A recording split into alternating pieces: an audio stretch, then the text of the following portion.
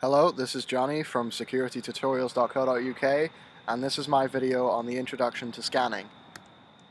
So what's the scanning methodology? Now these are the steps that you take in order to scan systems.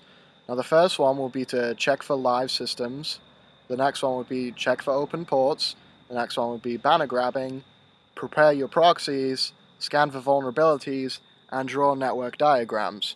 Now checking live systems is often done through a ping sweep, and it's checking which systems to attack because you don't want to just attack systems that aren't there. You want to check for open ports to determine what programs or services are running on that computer. You would do banner grabbing in order to determine what versions of the software or services that are running.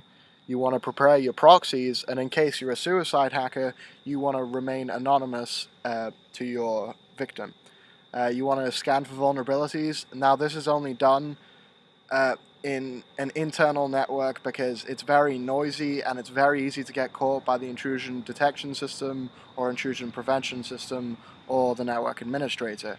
Now you want to draw network diagrams if you're a penetration tester, because of course a hacker isn't just going to give you a detailed network diagram of your network. So the terminology. The first terminology would be the network scanning.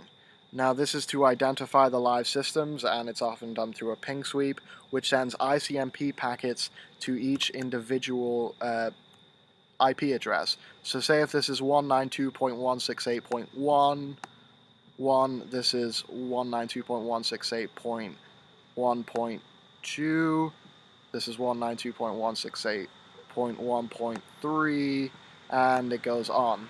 Now what the attacker would do is say a ping sweep. So it'll be like, okay, is 1 open? Yes, that is the router.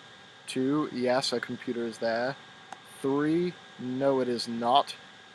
4, and then you get the point. It just keeps scanning the network and finds the open systems.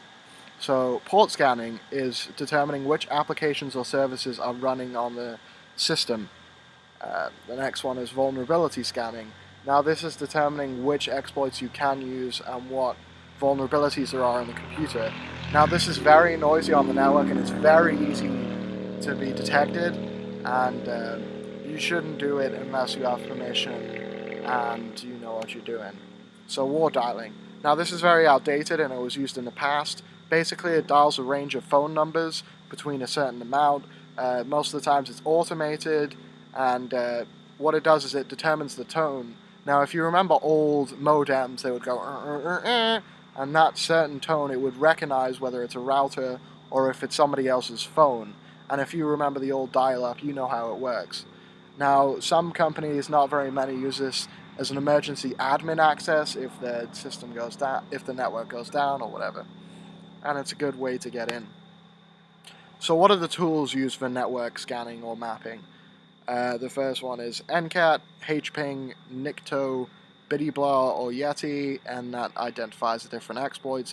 Rapid7 Expose, and it's very noisy and it's made for internal scans by a network administrator who has permission. It's very easily detectable. NetDiscover and Nmap, or Network Mapper.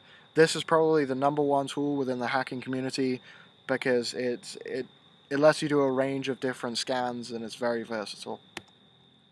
So this is very important to know in scanning, and what this is the three-way handshake, and it's the TCP three-way handshake.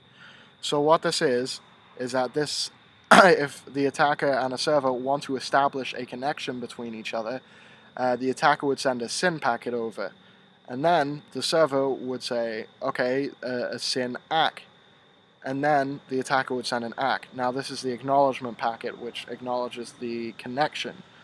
This is very important to know because this is sort of how scanning works in TCP-wise, and you would often see this, say, when you're connecting to your wireless router, you would send a SYN, the router would send a SYN ACK back, and then you would send an ACK in order to establish the connection.